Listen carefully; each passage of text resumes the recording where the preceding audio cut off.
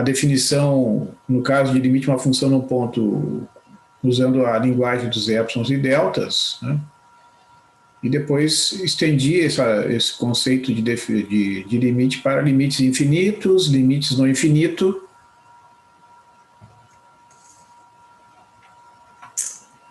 e até limites laterais, né? Então, nós temos uma diversidade de situações, né? E então, em todas elas, né, o que se depreende, né, é que o conceito de limite é uma propriedade local, né? Então, é importante entender que, ao se calcular o limite de uma função num ponto, por exemplo, a gente está olhando o comportamento, né, a tendência daquela função na vizinhança daquele ponto, né? O fato do limite ser um determinado valor num ponto, em outro ponto poderá ser totalmente diferente, poderá não existir, enfim, né? Então, há várias situações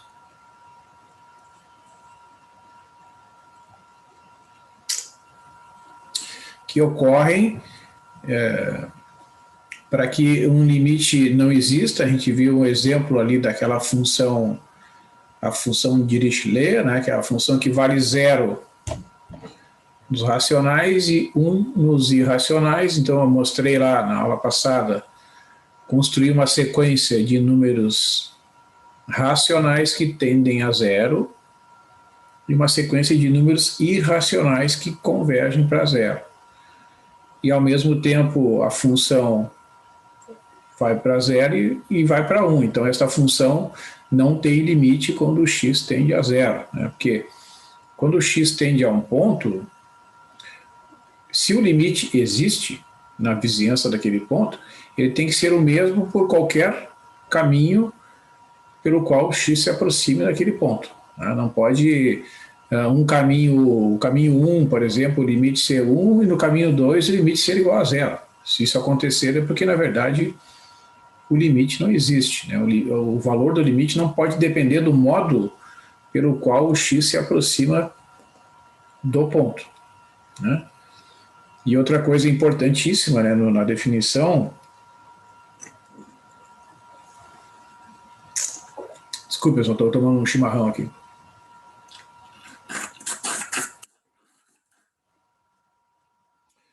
Nesse calor não dá. Oi? Nesse calor não dá. Ah, hoje está muito quente, né? Pois é. Mas é um hábito, a gente acaba tomando, mesmo no calor. Mas então, eu estava dizendo que a própria definição, né, do limite de uma função num ponto não exige, né, que o x seja igual ao ponto, né? Então, quando a gente imagina, por exemplo, uma sequência tendendo a zero, a gente tem que pegar um conjunto de valores que se aproxima de zero, né, no sentido do limite. Não significa que o x terá que ser igual a zero, né? E assim para qualquer ponto. Quando eu calculo o limite de uma função, quando o x tende a 1, né, a gente tem que imaginar o x se aproximar de 1, se aproximando e olhar lá no eixo dos y, né, qual é a tendência da função. Tá? Então, a gente tem que, digamos, se desapegar, né, dessa ideia no cálculo do limite de que o x, quando o x tende a zero, que a gente pode substituir o x por zero. Não. Isso não é exigido na definição e, em muitos casos, nem é possível de ser realizado. Então, a gente tem que se distanciar dessa ideia, né? A gente tem que ficar, assim, digamos, numa posição de observador. Bom, o x tende a zero. O que significa isso? O x é um número muito pequenininho, né? Tão pequeno quanto eu quiser. Bom, qual é a implicância, qual é a implicação que isso vai ter lá no comportamento da função? Essa é a ideia que a gente deve desenvolver, né? Certo?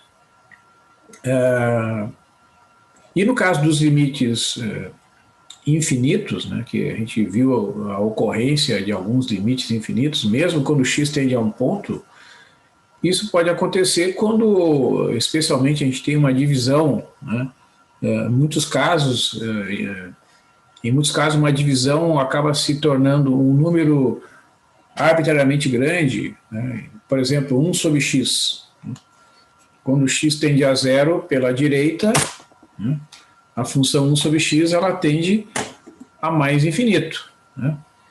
E quando x tende a zero pela esquerda, a função 1 sobre x tende a menos infinito, né? Só que nesse caso, né, o símbolo mais infinito e o símbolo menos infinito, usados para representar os resultados desses limites, eles não são símbolos que representam números, né? O mais infinito não é um número e o menos infinito também não, né? Então, quando a gente diz que o limite da função 1 sobre x, quando x tende a zero pela direita, por exemplo, né? Essa função 1 sobre x ela tem o limite igual a mais infinito. Como é que a gente interpreta esse símbolo? Isso é o mais importante, não é o como a gente escreve, é como a gente entende, como é que a gente enxerga isso, né? Então significa, se eu pegar valores de x próximos a zero pelo lado positivo do eixo x, isto é, valores positivos de x, mas bem próximos de zero, eu posso tornar a divisão 1 por x maior que qualquer número arbitrariamente escolhido, né? Nós até fizemos alguns cálculos experimentais, digamos assim, usando aquela planilha do Excel para a função 1 sobre x, da mesma forma para a função 1 sobre x ao quadrado, né? Então, no caso do limite ser igual a mais infinito, na vizinhança de um ponto, significa, quando o x é escolhido na vizinhança daquele ponto, os resultados da função calculados nestes pontos se tornam maiores que qualquer número positivo arbitrariamente escolhido, né? Eu escolho lá o número a igual a 1000.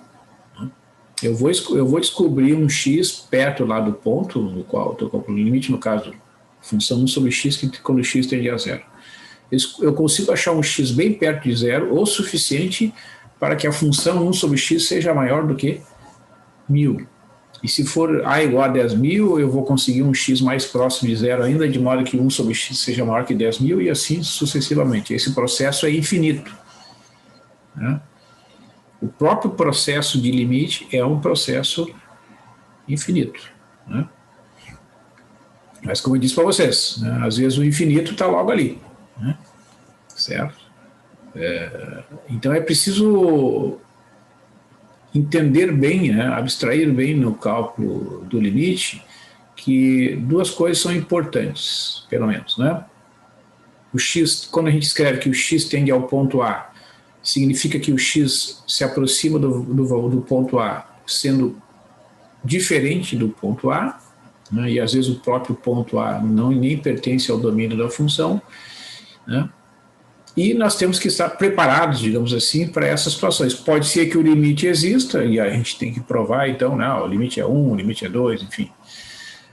Ou pode ser que o limite não exista, né? E para provar que o limite não existe, por exemplo, uma das maneiras é mostrar que na vizinhança do ponto existem valores que tendem a um limite L1 e outro conjunto de pontos que tendem a um valor limite L2. Se o L1 é diferente do L2, é porque o limite propriamente dito, né, não existe, né? Muito bem. Então eu vou retomar ali aquela apresentação, vou destacar aqueles limites fundamentais do cálculo e depois eu vou passar então a abordar os limites de funções polinomiais, né, que eu ia iniciar no final da aula passada, mas não houve tempo, então eu quero retomar ali aquela apresentação comentando, né, sobre os limites fundamentais do cálculo, né? Certo? Não sei se vocês têm alguma pergunta.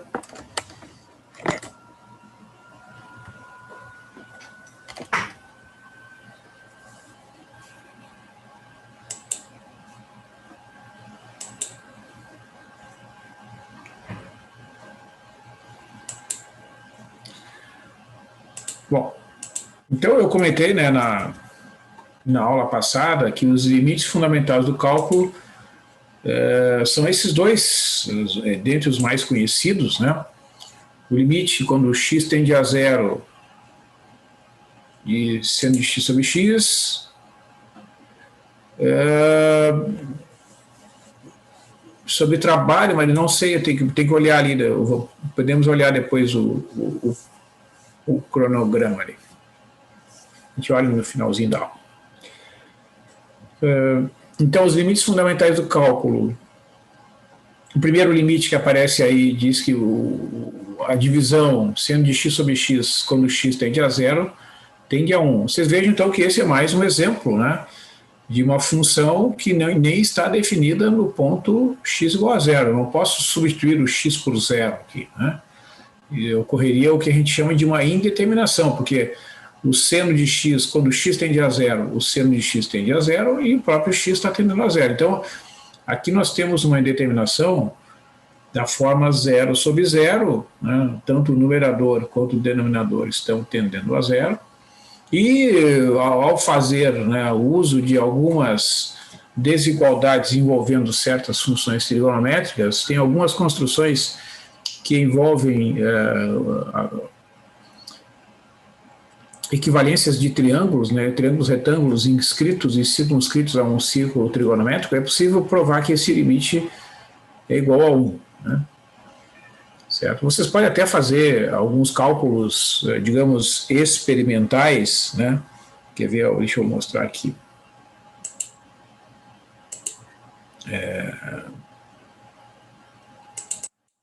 Esses cálculos são sempre, devem ser feitos com cautela, né?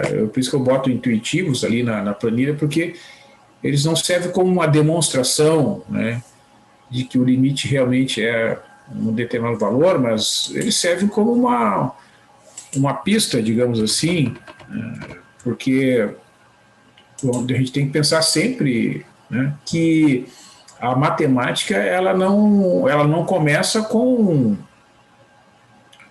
resultados conhecidos, né? No estudo da matemática a gente tem a liberdade, né, de fazer testes, né, pessoal? A gente não pode imaginar que o cálculo ele vai, digamos assim, ser completamente descartado. Não é isso. Né? O cálculo ele só tem que ser feito com cautela. Né? Então é só isso.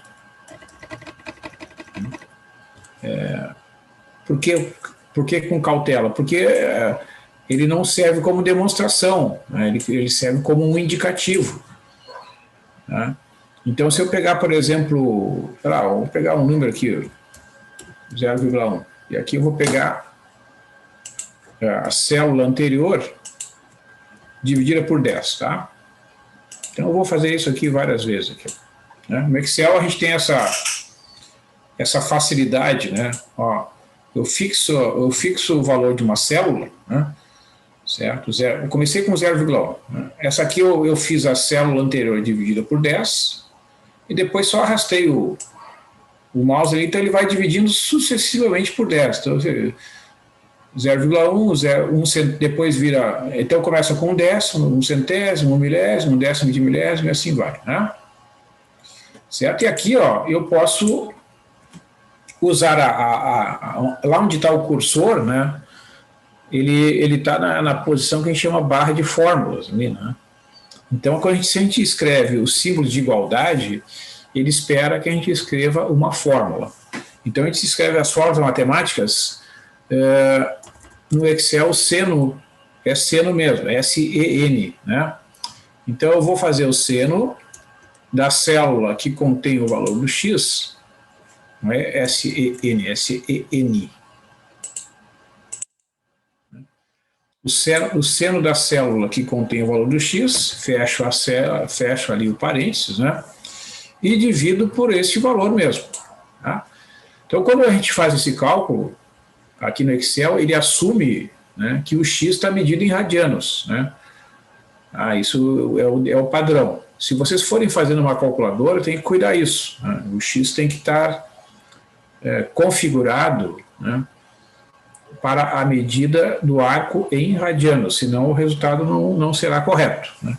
Então vocês fazem aqui a divisão, né, de seno de 0,1 dividido por 0,1, vocês vão ver que vai dar 0,998, etc. Tá? Eu vou botar aqui, ó, a formatação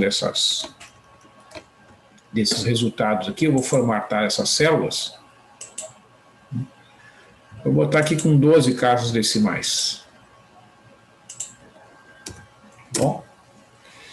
Então aqui, ó, eu dividi o seno de 0,1 por 0,1. Eu vou até mostrar na calculadora aqui, vocês verem, né, como é que eu faria esse cálculo com uma calculadora. Ó. Sei que estão vendo aqui a calculadora, está agora eu marco aqui em radianos. Tá? Aí vocês vão escrever lá, eu não sei se é exatamente isso, acho que é 0,1, escreve seno, ó, dividido por 0,1. 0,998334166, etc. Tá? Só que fazer isso aqui, né, é mais trabalhoso. Né? Então aqui na planilha eu simplesmente marco ali, ó, e arrasto aqui. Então vocês vejam que lá pelas tantas, devido ao arredondamento, né, o Excel já diz que o resultado é 1. Tá? Se eu formatar a célula aqui com 20 casas decimais, talvez apareça a diferença. Vou botar 20 aqui. Ó, aí aparece. Certo? Então, por isso que eu disse para vocês que né, os processadores, quando a gente usa uma planilha, a gente tem que olhar o resultado com cautela, porque às vezes o resultado que ele apresenta como 1 é resultado de um arredondamento, na verdade. Né? Mas dá para ver aqui, ó, né, se vocês olharem com atenção, né, esses números, né, dá para ver que realmente, né, essa sequência de divisões ela está se aproximando de 1. Né? Os valores da divisão seno de x sobre x realmente se aproxima de 1, e se vocês aumentarem, né, a quantidade de zeros aqui, só vai aumentar a quantidade de noves aqui. Né? E se eu colocar um sinal negativo aqui, né, vai dar a mesma coisa. Tá? Vocês vejam que tanto para x tendendo a 0 pela direita, como para x tendendo a 0 pela esquerda, né, o resultado é o mesmo, porque essa função aqui é uma função par, né, então não depende do sinal do x. No 0,1 e no menos 0,1 o resultado é o mesmo. Né? Assim como nos demais pares de pontos simétricos em torno da origem. Né? Então, tanto do lado direito do zero, quanto do lado esquerdo do zero, né, escolhidos pontos numa vizinhança do zero, tanto à direita do zero quanto à esquerda do zero, as imagens estão se aproximando do ponto 1. Né?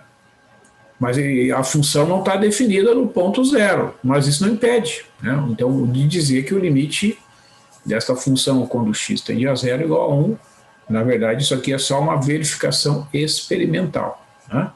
Então, por que eu estou comentando isso aqui, pessoal? Porque é importante que vocês procurem fazer, em alguns casos, de repente tu tem um limite lá que tu não tem uma ideia, né, de quanto vale. Faz um experimento ali no Excel, né, define lá a função, certo?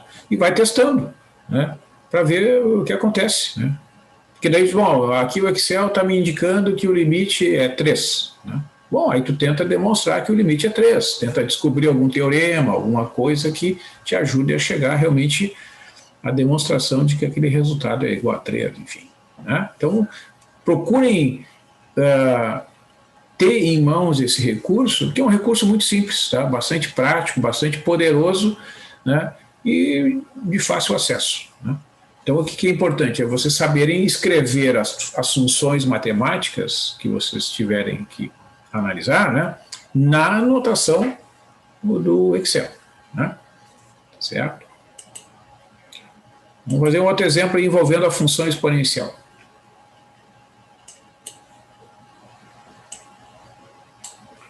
Vou abrir outra planilha aqui.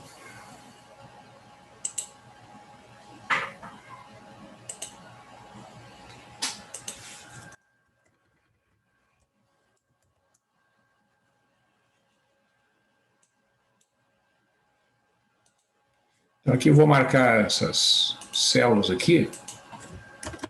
Eu gosto de mesclar aqui, fica mais organizado.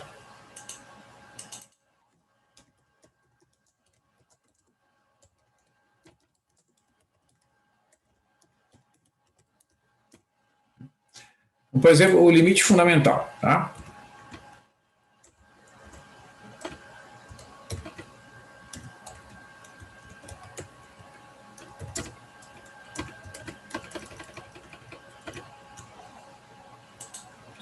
Então, a mesma coisa aqui, ó.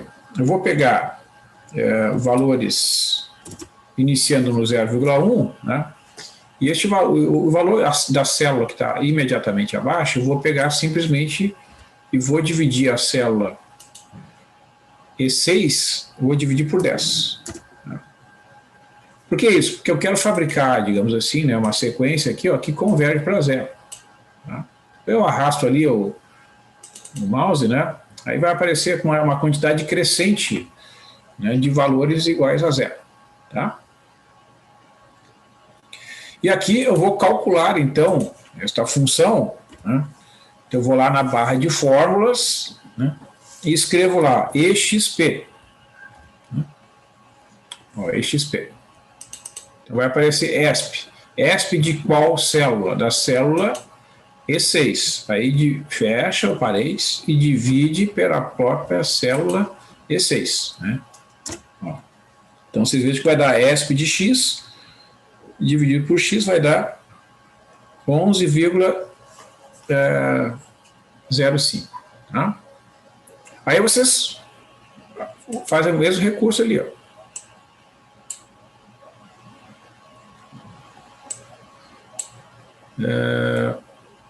Tem alguma coisa aqui que eu acho que não está certo. Que tem que dar um número que se aproxima de 1. Ah, não, peraí, desculpe, pessoal, eu fiz confusão. É ESP de x menos 1 dividido por x. Tá? Então, aqui é o limite fundamental, é esse aqui. Ó. Agora sim.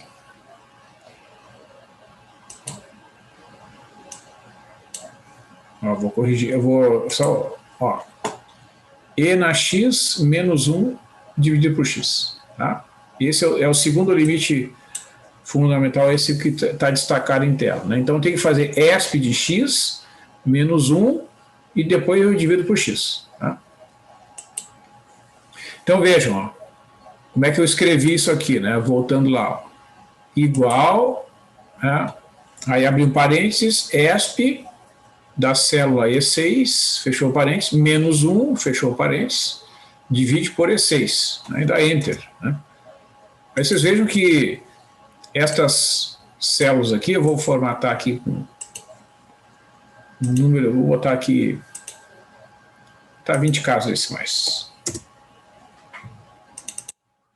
Então vocês vejam que esses números, agora destacados em vermelho aqui, eles estão se aproximando do valor igual a 1. Né? 1,05, 1,005, vai aumentando aqui a quantidade de zeros, né? Ó, aqui vai dar 1,000, são acho que 8 zeros aqui, após a vírgula vem 494. Né? Então vocês vejam que a quantidade de zeros após a vírgula vai aumentando à medida que o x vai se aproximando de zero. Tá? Então essa verificação experimental, né, se eu estender aqui, ó, eu começo a verificar, né, que realmente se mantém essa tendência. E interessante aqui, ó, se vocês colocarem valores de x que são negativos, né, ó, se eu colocar menos 0,1 aqui, ó, vocês vejam que dá tudo negativo aqui, né? A coluna do x aqui, ó.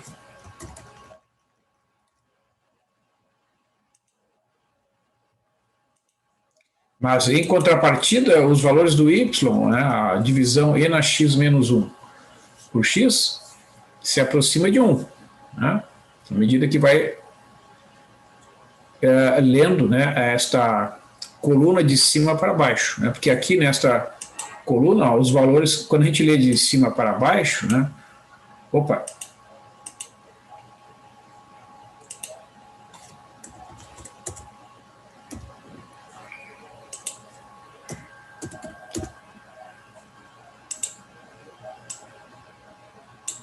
E quando a gente lê essa coluna de cima para baixo, a gente vê que os valores de x estão tendendo a zero, né? E, portanto, né, em contrapartida, a gente percebe experimentalmente que a divisão tende a 1, que é o que estabelece ali o limite fundamental do cálculo. Tá?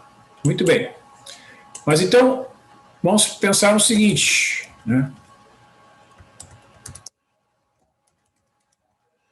A partir desses limites, né, ditos limites fundamentais, vamos pensar em calcular os seguintes limites aqui. Vou fazer umas brincadeiras aqui.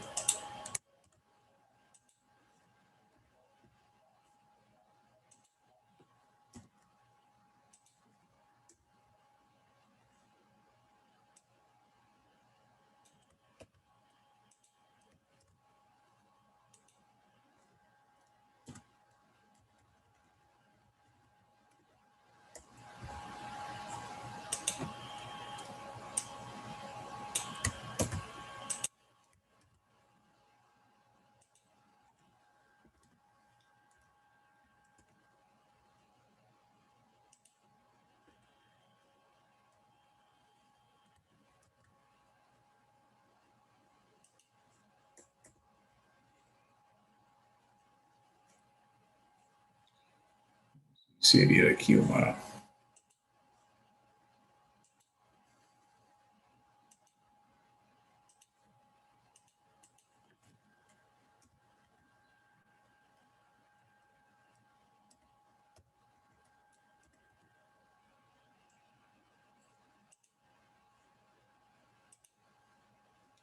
Bom, então vamos começar com esses aqui.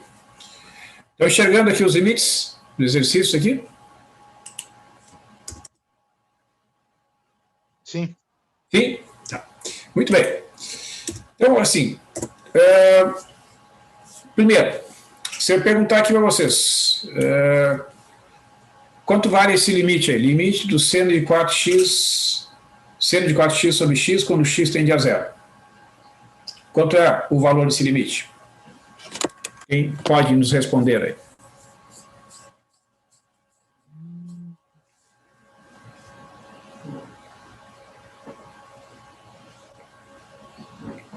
Tem um chute aí, pessoal.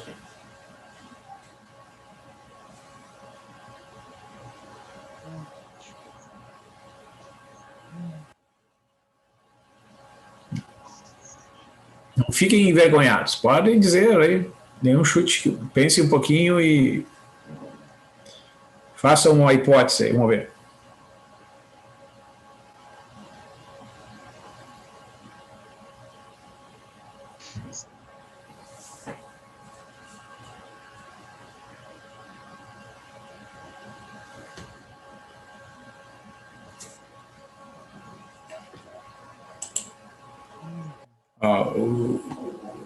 Vou falar aqui, tá, Giovanni? O Giovanni, aqui no chat, mencionou que é zero. Quem mais? Vamos lá, tem 5 alunos presentes, cada um pode dizer um valor. Ou o mesmo, enfim. Vamos lá, pessoal. Não precisa ter vergonha. Só pro seno? Hã? É só do seno de 4x ou... Esse primeiro aqui, o limite do seno de 4x sobre x quando x tende a zero. Ah, não, tá, mas aí já tem o seno. Seria o seno de um valor muito pequeno. O x está tendendo a zero, mas é seno de 4x dividido por x. Ah, não, eu tô pensando por partes. Primeiro em cima, para ver o que daria o seno de 4x. Seria um seno de um valor muito pequeno. Aham. Então, seno de um valor muito pequeno, quase zero, seria o quê? 1? Próximo de 1? Eu nunca lembro qual é o círculo. Eu esqueci agora. Eu sabia de cabeça do círculo trigonométrico que eu usaria para isso. O seno de zero? Seno de zero é... pois é, o seno de zero eu esqueci agora. O seno de zero é zero. Seno de zero é zero. É. Mas ele ainda não seria seno de zero, seria quase zero. Seria um valor bem pequeno. Dividido por outro valor bem pequeno. Então vamos fazer isso que tu pensou aqui. Vamos analisar por partes aqui, que nem o Jack. Seno de 4x, quando o x está próximo de zero. É um número pequenininho? É. Né? Então tem um número aqui próximo de zero e esse aqui também é próximo de zero. Uhum. Né? Mas assim, a pista, digamos assim, é esse aqui, ó. Isso aqui a gente também tem essa situação, né? Seno de x dividido por x, os dois estão próximos de zero, mas a divisão deles tende a 1.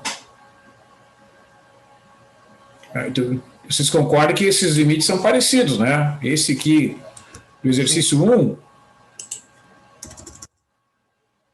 vocês concordam que ele é parecido? Oi? 4? Então agora temos outro valor. A Maíra acho que é 4.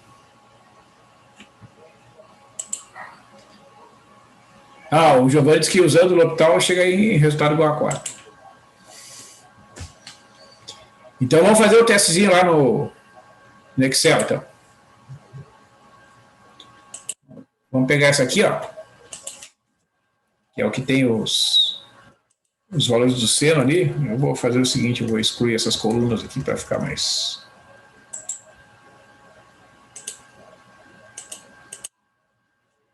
Vamos fazer o seguinte, vamos pegar aqui o x, aqui seno de 4x dividido por x.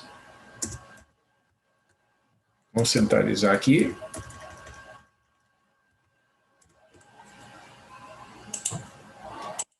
Vamos fazer a mesma sequência ali do anterior. Tá? Vamos pegar o 0,1, vou pegar aqui a sequência anterior dividido por 10. Aí a gente vai esticar isso aqui. Aqui é seno mesmo. Tá, e agora a gente vai calcular. Lá na barra de fórmula igual SEN, daí oferece ali o seno, a gente clica ali. Então é 4 vezes a célula que contém o x, dividido por a célula que contém o x. Dá Enter. Opa, não é a célula que contém o x. O que eu estou digitando aqui? Espera aí. É a célula G6. Tá. Então, eu vou fazer aqui a formatação com... Vou botar aqui, de novo, 20 casas.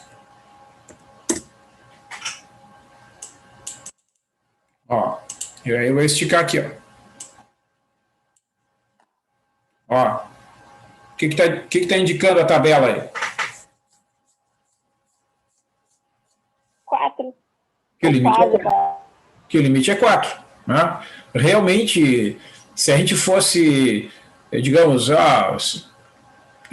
se orientar, né, pelo resultado da tabela, é que esse valor aí do limite deve ser igual a 4. Se eu esticar aqui, aumentando a quantidade de zeros, né, e esticar aqui assim, vai chegar um momento que a planilha arredonda e o resultado é zero. Né? Então, por que isso acontece? Vamos voltar lá. Porque você observa que o 4 vezes x, né, é praticamente igual a x, certo? Então, o artifício, digamos assim, né, eu tenho como referência esse limite. Né? Seno de x sobre x, quando x tende a zero, o limite é igual a 1. Então, eu posso usar isso como referência fazendo o seguinte artifício. Eu pego este resultado aqui e escrevo da seguinte forma. Eu vou multiplicar aqui por 4 e vou multiplicar aqui por 4. Quando eu fizer isso, né, eu não estou alterando a expressão, porque multiplicar uma fração por 4 e dividir essa fração por 4, né, é como se eu estivesse multiplicando por 1, que é um elemento neutro na multiplicação. Então, né, a função continua sendo a mesma. Só que se eu uso as propriedades operatórias, né, eu posso escrever aqui esse limite, esse 4 que está aqui em cima, aqui, ó, né, eu posso escrever aqui na frente.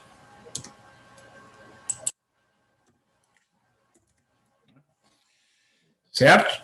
Então, eu agora tenho aqui, ó, olhando para esse, deixando esse 4 aqui, ver se eu consigo deixar um espacinho aqui.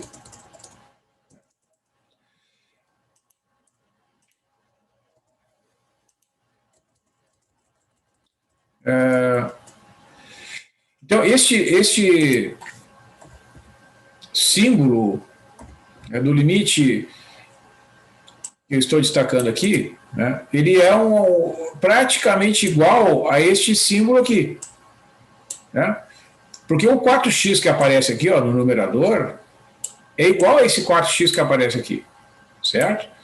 E, evidentemente, quando o x tende a zero, o 4x tende a zero. Então, eu posso, na verdade, escrever aqui, esse limite aqui, ó, é igual, né, para a gente, digamos, usar ali o resultado anterior, isso aqui é a mesma coisa, que é igual a 4 vezes o seguinte limite. Vamos pegar esse aqui. Depois eu vou reescrever aqui. Eu vou chamar o 4x de uma variável auxiliar, digamos, v. Né? E o v vai tender a zero, porque o v é 4x. Né? Certo? Se eu substituir o 4x pela variável v, né, certo? Este limite aqui, não esqueça que tem um vezes aqui, né? Multiplicando. Né? Fica igual a esse. E este limite aqui, ó, seno de v sobre v, quando v tende a zero, é igual a isso aqui. É a mesma coisa. Né? Então isso aqui vai dar, né, 4. Por isso que a gente, né, estou considerando que o limite fundamental é verdadeiro, né, vai ficar 4 vezes 1, que é igual a 4. Né? Então isso acontece, né, porque, digamos assim, se a gente pensar, né, ao multiplicar aqui a variável 4x por 4, né, tu está aumentando, digamos assim, a proporcionalidade, né? Porque assim, pensa assim, ó, vamos de novo analisar esses dois números aqui, esse primeiro limite. Quando é que uma divisão é igual a 1? Quando o numerador e o denominador são iguais, né? Se o limite de uma divisão é igual a 1, é porque quando o x se aproxima de zero, o seno seno de x e o próprio x se tornam praticamente iguais. Por isso que a divisão tende a 1. Ao multiplicar o ângulo por 4, como originalmente eles eram iguais, né, ao multiplicar o arco por 4, eu estou multiplicando o seno por 4. Né? Então, como foi só o arco multiplicado por 4, a tendência dessa divisão é realmente tender a 4, né, como foi também verificado ali experimentalmente. Né? Digamos, o artifício, né, formal, né, usando a escrita e o limite fundamental, é fazer esse artifício aqui, ó, multiplicar e dividir por 4. Né? Aí a gente conclui que o limite é 4. Né? Então a conclusão realmente é que esse limite é igual a 4.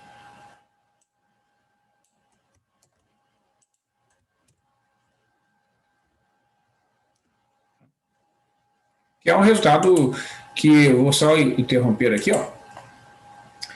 Na verdade, pessoal, embora seja conhecida a regra, né, de L'Hopital para cálculo de limites, para esse limite a gente não pode usar a regra L'Hopital.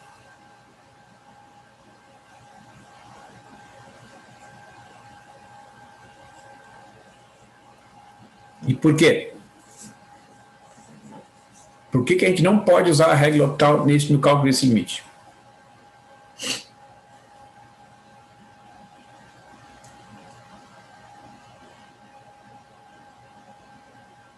Quais são as hipóteses, qual é a operação que é feita na aplicação da regra L'Hopital?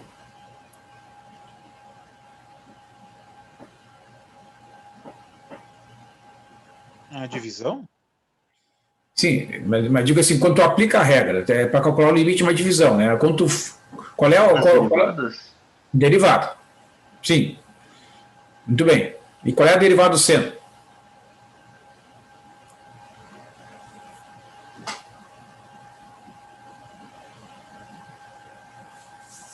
Agora me deu um branco, mas ou é cosseno ou é menos cosseno. Eu nunca lembro em qual ordem que vai. A derivada do seno é o cosseno. É do seno, é daí vai para o cosseno, que vai para o menos seno, É, vai fazendo essa volta, né? a derivada do seno é o cosseno e a derivada do cosseno é menos seno. Só que, para deduzir, né, para demonstrar que a derivada do seno de x é igual a cosseno de x, é necessário usar esse limite.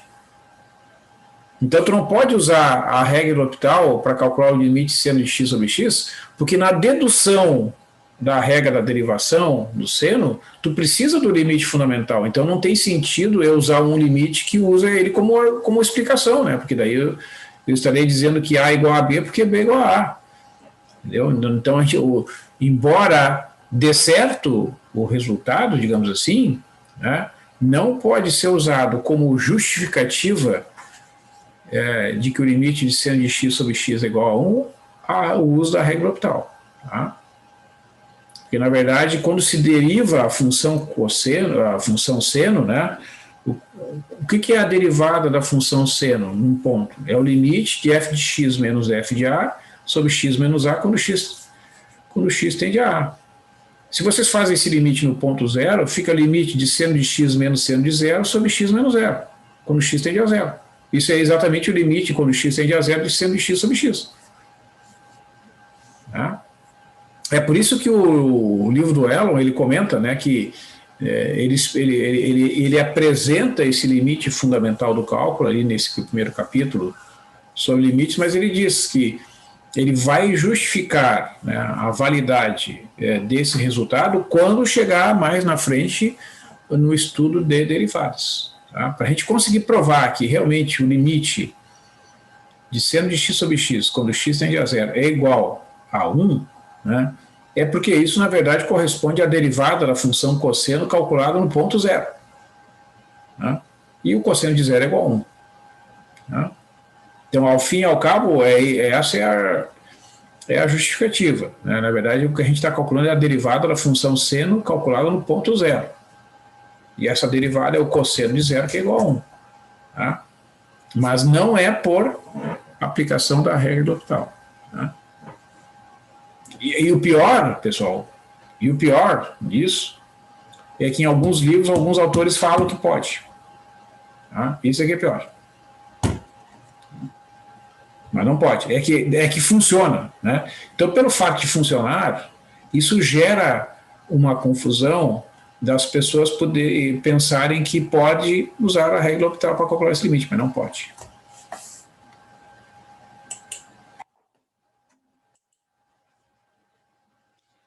Muito bem.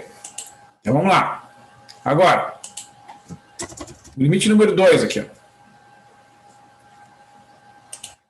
Ó, de novo, vocês estão em 5 aí. Né? Então pensem aí alguns segundinhos, se vocês fossem chutar aí, né, o resultado desse limite. Quanto vocês diriam que vale esse limite? Quando... Sobe a página para a gente ver lá em cima, professor. Ah, desculpa, os limites fundamentais? Isso. Tá. São esses dois aqui.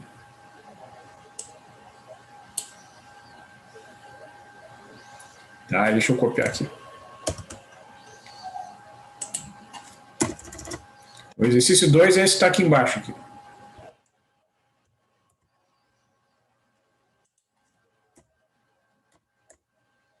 Acho que é 1. Eu acho que é 1. Tá. Sim. Muito bem. Quem mais? Vamos lá, pessoal. Não fiquem acanhados. É só dizer, acho que é tanto. Vê aqui. A Brenda também acha que é 1. Pode ser pelo chat aqui.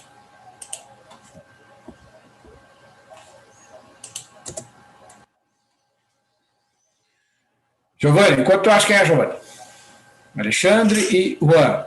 Vamos lá. Esse aqui. Se vocês tivessem que chutar, quanto seria? Giovanni acho que é 4. Juan, Alexandre. Eu vou chutar 4 também, professor. Vai chutar o 4 também. Me pareceria ser 1. O Juan acho que é 1? Acho que é 1. Tá. Então, olha só. Beleza.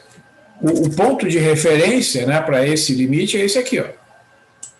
Certo? Então, primeiro vamos fazer experimentalmente lá no Excel. Vamos ver. Vou pegar esse aqui, ó. A planilha 5, onde tem a função exponencial aqui. A gente vai pegar aqui, ó. X. Aqui tem um parênteses, né? ESP de 4x menos 1 sobre x.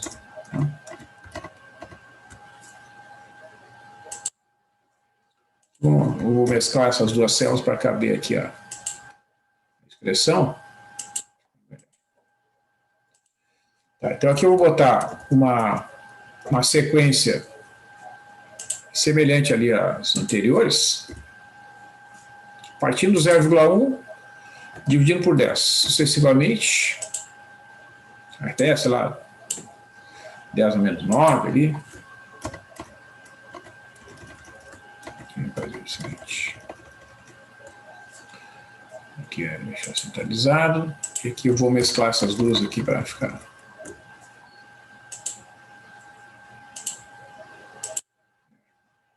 Mas, bom, não tem problema. Acho que não foi uma boa. Não tem problema, eu vou pegar aqui. Vou deixar aqui. Então, eu vou lá. Igual. Tá? Abre parênteses. ESP. Ó, daí ele oferece ali a opção do exponencial. 4 vezes a célula que contém o x, fecha o parênteses. Menos 1, fechou o parênteses, e divide pela célula que contém o x. Tá? Ó. E agora a gente vai arrastar aqui. Então, o que parece para vocês? Agora. 4. Qual é a pista que a tabela está nos dizendo? Que o limite deve ser 4, né? Sim. E veja que se eu botar negativo aqui, ó, tá a mesma coisa. Só que agora, em vez de ser 4, alguma coisa, vai aumentando a quantidade de noves aqui, ó. 3,99999, né? Então, se eu arrastar aqui, ó, né, aqui vai diminuir cada vez mais, aqui vai pelas tantas, vai dar 4. Né? Chega um ponto que ele nem calcula lá, porque ele considera que é divisão por 0. Né? Certo? Então, o limite deve ser 4. Muito bem. Vamos mostrar aqui. Mesma coisa, ó, eu vou fazer exatamente a mesma coisa, o mesmo artifício que foi feito no exemplo anterior. Né? E para desenvolver esse limite,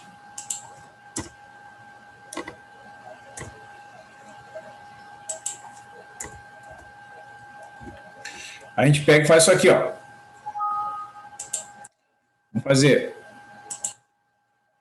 Vamos inserir o limite ali. O que a gente vai fazer? A gente vai multiplicar por 4 e vai dividir por 4. E aí, depois, quando a gente começa a enxergar isso com uma certa naturalidade, né, a gente vê que é um negócio muito bem bolado, né? E vocês imaginam, né, que isso, quando começou, né, o estudo de limites, né, e para chegar à conclusão, né, de que é correto fazer isso, né, demorou um certo tempo, mas depois que se faz, algumas vezes as coisas se tornam mais naturais. Ó. Então, o que é feito aqui, tá? Nessa primeira igualdade que vocês estão vendo aí? Simplesmente, né, peguei, inseri aqui, ó, multipliquei o numerador por 4 e também o denominador foi multiplicado por 4. Esse 4 aqui, eu vou destacar em vermelho, eu vou colocar ele aqui do lado de fora do símbolo do limite. Depois eu pinto ele. E vou copiar o resto ali. Eu vou copiar isso aqui. Depois eu dou uma editada ali. Então esse 4 agora não tem mais. Né? E esse aqui, não, por enquanto, não sei quanto é que vai ter. Então, o que eu fiz aqui foi só, né, nesta passagem aqui, ó. Só desloquei o 4 para fora ali do símbolo do limite. Né? Isso é possível desde que exista o limite, pelas propriedades operatórias. Então, agora a mesma coisa. Ó, eu vou pegar aquela mesma definição ali, eu vou pegar o V igual a 4x. Então, o que acontece? Esses limites aqui,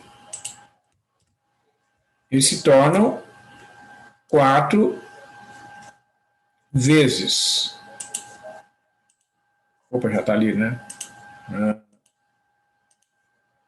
Limite, quando V fecha em a zero, porque vejam só, a jogada aqui, né, pessoal, é observar que se o x tende a zero, a variável V, que é uma variável auxiliar, né, definida através dessa igualdade aqui, ó, se o x tende a zero, o multiplicando por 4, ele continua tendendo a zero. Né? Então, eu posso escrever que esse limite é igual a divisão, né? Ó, no numerador vai ficar o e elevado na v menos 1, né? Dividido por v, certo? Mas esse aqui, ó, é o mesmo limite aqui, só trocou a letra. Né? Não importa a letra que a gente usa para representar a variável, né? Se é x ou v, é a mesma coisa. Ó. Esse limite aqui, destacado na tela, é igual a esse. Então, se esse limite aqui é 1, esse aqui também é. É multiplicado por 4, o resultado é 4. Então, veja como é interessante, né, o uso desse recurso, tá? Porque ele consegue remeter, né, ele consegue fazer que a gente use diretamente o limite fundamental usando esse simples artifício de multiplicar e dividir, né, por uma constante, que é uma coisa, né, bastante comum em cálculos matemáticos. Certo? Então, realmente, né, a conclusão é que o limite é 4. Mas insisto, né, pessoal, vocês procurem usar esse recurso aqui da planilha ou qualquer outro, né? Pode ser uma calculadora, só que a calculadora demora muito tempo, né, para fazer os cálculos. Esse é o problema. Muito bem. Então, de novo, vou pegar os limites fundamentais aqui, para a gente ter os limites como referência. Né? E aí, esse terceiro exercício aqui, ó.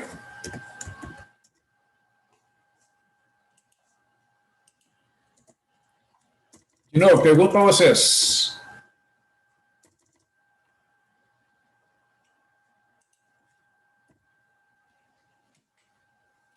Alexandre, Brenda, Giovanni, Juan, Maíra.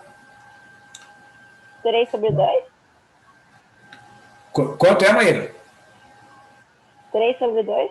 3/2. Ah, e agora, qual é a lógica que tu usou para concluir que é 3/2? A Brenda Bem feio dos matemáticos, coloquei o 3/2 para fora. Mais ou menos isso, né? Se a gente pensando assim, se esse limite, aqui do primeiro exemplo, né?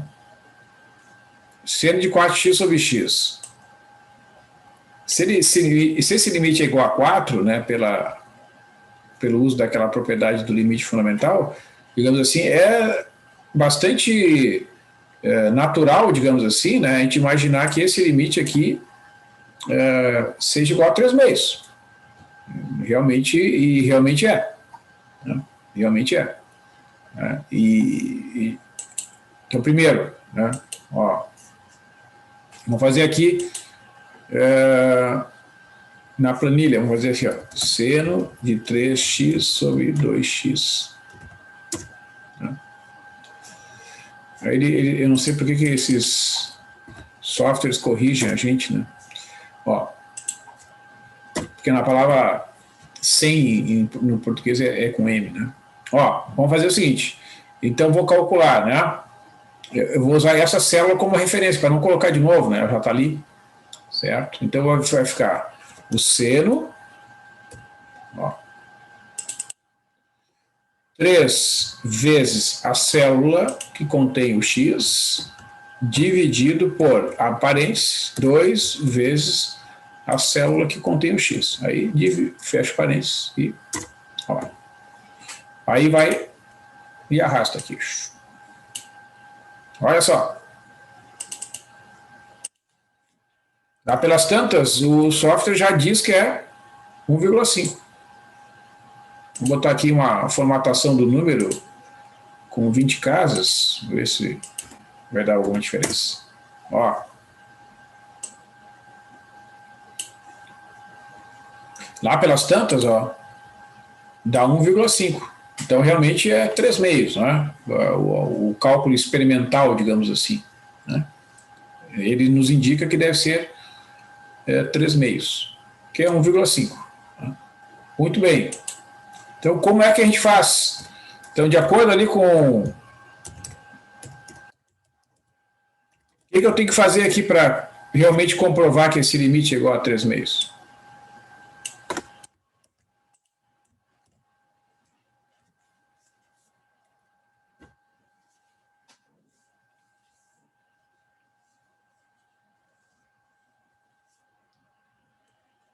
Quais são as operações que eu tenho que fazer?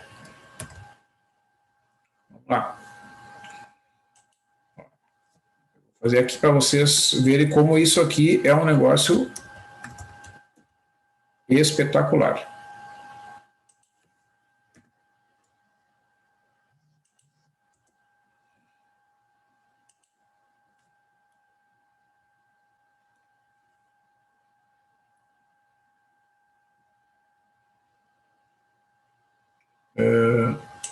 Isso.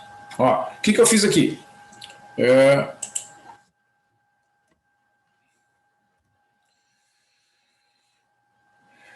Ó, como é que eu vou...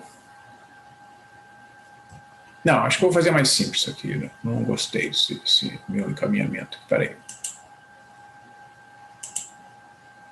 Vou fazer mais simples.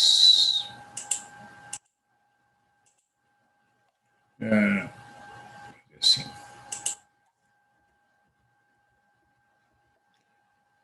Assim.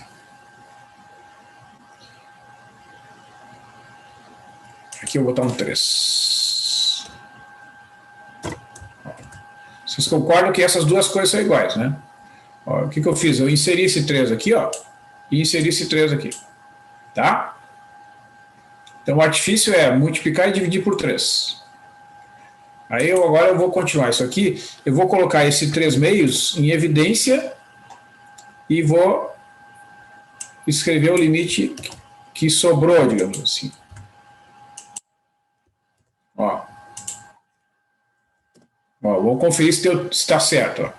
Então, ó, esse 3, 1, Vou marcar em vermelho aqui. E esse aqui em vermelho, só para a gente fazer a compensação, né? Certo? Aí o que eu fiz? Eu deixei o 3x lá dentro do limite, e o 2 que estava multiplicando eu escrevi no denominador aqui dessa fração. Tá? Então o que eu tenho que calcular? Este limite aqui. Né? Mas esse limite é o mesmo, né, pessoal? Ó, o que eu tenho que fazer? Eu tenho que fazer o v igual a 3x. Né? Eu tenho que fazer o v igual a 3x.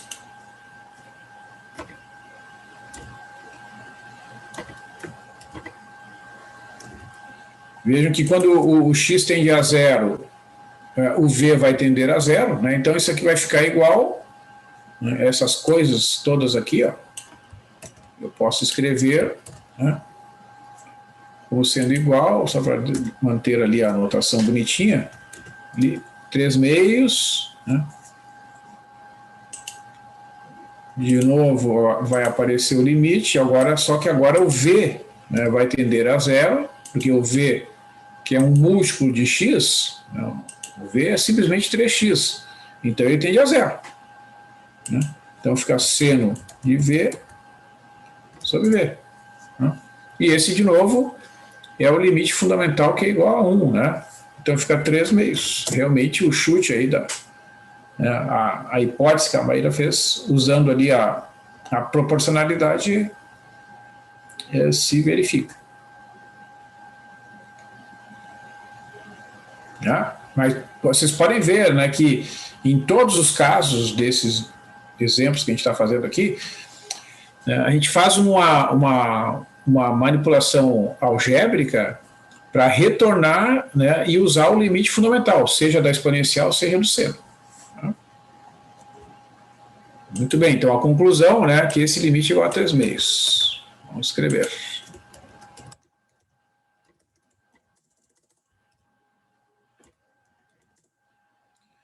Muito bem. Tá, então agora ficou barbada, né? Quanto é que vocês vão chutar esse limite aqui?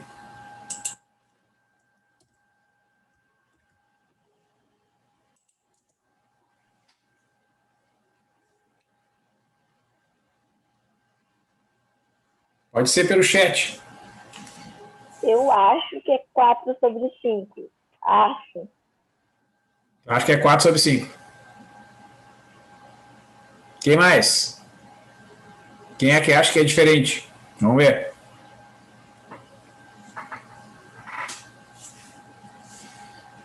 Vamos fazer na planilha aqui antes, para a gente ter uma ideia, então.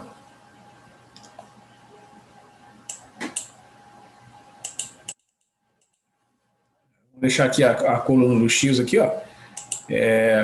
Como é que é a função lá? Seno de 4x dividido por n a 5x menos 1.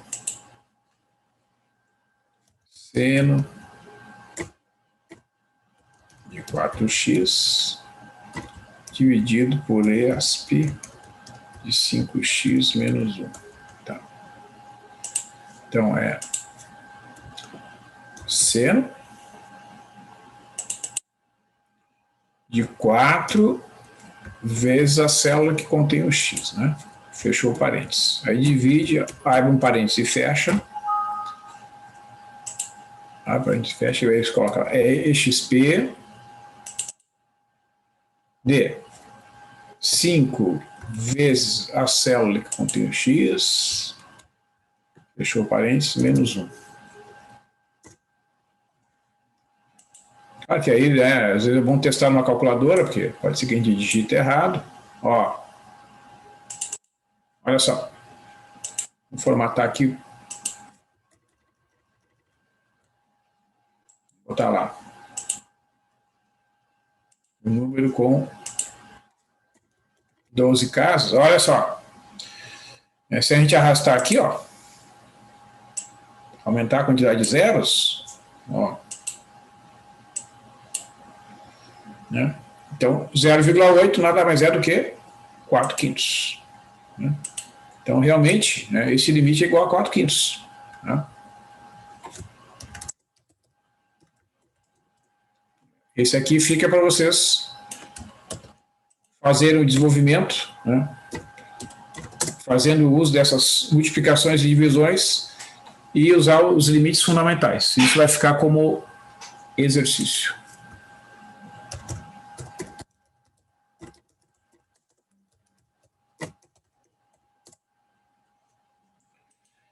Muito bem. Quanto à pergunta, deixa eu só localizar aqui, ver se eu tenho a informação aqui, só um minutinho.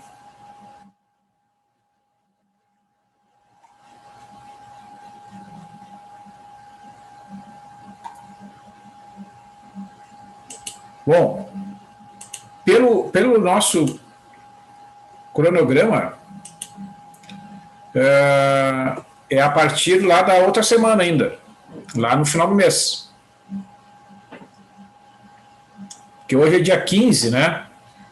Então a gente vai ter aulas nos dias 20 e 22, que é a semana que vem, no dia 27, que é na outra terça-feira ainda, e no dia 29, então está programada, está planejada, né, a atividade A2. Né? Então eu acho que, o que eu penso, né, a respeito disso, a gente pode continuar aqui, ainda nas próximas aulas, estudando limites, né, certo? São 8h24, eu vou deixar então para terça que vem falar sobre aqueles exemplos de limites de polinômios no infinito, para generalizar as propriedades de limites de polinômios, por exemplo, limite x ao quadrado, x ao cubo, quando x vai para mais infinito, menos infinito, essas operações assim, né? Então a gente tem, digamos, né, aqueles resultados iniciais de limites em que alguns deles a gente usou a linguagem dos épsilons e deltas, né? Tem os limites no mais infinito e limites infinitos, em que a gente usou a definição de cada caso e até fizemos alguns exemplos, né? Dado um A positivo, encontra um X que satisfaz tal propriedade, enfim. E agora, esses limites fundamentais que a gente trabalhou, vamos chamar assim, vou usar o termo experimentalmente, né, ali no Excel, e formalmente fazendo essas manipulações algébricas para sempre remeter ao limite fundamental do cálculo, né, os limites fundamentais do cálculo. Né. Então, o que eu penso, né? A gente pode continuar trabalhando com esses resultados. Semana que vem, eu vou avançar um pouquinho nos limites fundamentais, então pegando alguns exemplos que envolvem a função cosseno, né? Porque daí a gente pode usar algumas identidades trigonométricas que existem, né? Que relacionam o seno e o cosseno. Então a gente pode, digamos assim, ampliar, tá? Esses resultados partindo desses limites fundamentais e resolver algumas questões alguns limites que envolvem a função cosseno e não somente a função seno como as que a gente viu hoje, né? A gente viu hoje exemplos que envolvem a função seno, a função e na x menos 1 e a função x, né? E esses múltiplos, tá? Então, vocês analisando esses exemplos, vocês podem perceber que aquela proporcionalidade vai se manter aí, tá? Tanto no seno de x sobre x, quanto e na x menos 1 sobre x. Então, é bem bacana esse resultado, porque na medida que tu enxerga, né, que isso decorre de uma certa propriedade de proporcionalidade que existe entre o seno de x e o x. Porque pensa, quando o x tende a zero, vamos imaginar o x bem próximo de zero. Tá? Tão próximo de zero quanto vocês possam imaginar aí na cabeça de vocês. O que significa dizer que o limite da divisão seno de x sobre x é igual a 1? É porque esses dois números são praticamente iguais. Certo? O seno de x dividido por x é praticamente igual a 1, porque o numerador e o denominador são iguais, ou praticamente iguais. Né? Então, se tu multiplica o arco, digamos, como naquele primeiro exemplo, seno de 4x sobre x, está multiplicando o arco por 4. Né? Mas o seno de x era igual a x, então se tu, ao multiplicar por 4, tu apenas né, aumentou a constante de proporcionalidade, que era de 1 para 1, passou de 4 para 1. Né? Então, esse raciocínio é válido tanto para a função seno de x sobre x, quanto a função e na x menos 1 sobre x, mas sempre fazendo essa ressalva, né, pessoal? E esses resultados, esses limites, a gente está aceitando, né, que são verdadeiros, mas mais para frente a gente vai realmente ter condição de demonstrar a sua validade usando as derivadas. Bom? Então, assim, para a próxima semana, né, eu vou continuar falando desses resultados, eu vou, de repente, já elaborar uma lista de exercícios. Se eu conseguir fazer antes da terça-feira, eu publico ali no Moodle e aviso vocês. Tá? Ó, está disponível uma lista sobre esses últimos limites que nós estudamos aí nas 2 últimas semanas, ou 2, 3 últimas semanas. E daí o que a gente vai fazer? Continuar o estudo de limites e o estudo de funções contínuas, né? As funções contínuas são aquelas funções que têm a propriedade de que o limite da função num ponto é o próprio valor da função no ponto, né? E isso faz com que, então, as funções contínuas têm diversas propriedades que as funções descontínuas não têm, né? Então, existe uma diferença entre as duas funções. Por exemplo, um exemplo de função descontínua que né, todos vocês conhecem é a caderneta de poupança, né? Certo? É uma das aplicações financeiras do Brasil que tem um dos maiores volumes de recursos. Quanto vocês acham que tem na caderneta de poupança depositada no Brasil inteiro? Vamos ver, quem é que chuta aí? Alexandre, quanto tu acha que tem em todo o Brasil? Se tomar os depósitos de todos os brasileiros, quanto tem na caderneta de poupança? Tá falando em valor, assim, um valor único? O valor em reais. Quanto tu acha que tem? 1 trilhão? 1 trilhão? Eu acho que é 1 trilhão. Juan, quanto tu acha, Juan? Que tem depositado na caderneta de poupança por todos os brasileiros? Eu não tinha nem ideia, mas é muito. Brenda, quanto tu acha, Brenda? Chuta aí. Eu acho que é meio mensurável, assim, né? Não sei. Faço ideia. Não faz ideia. Giovanni?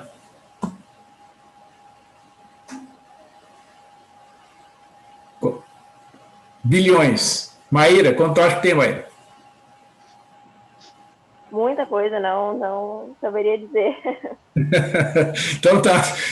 Vamos ver se a gente descobre até terça-feira, então. Tá bom? Tema para casa.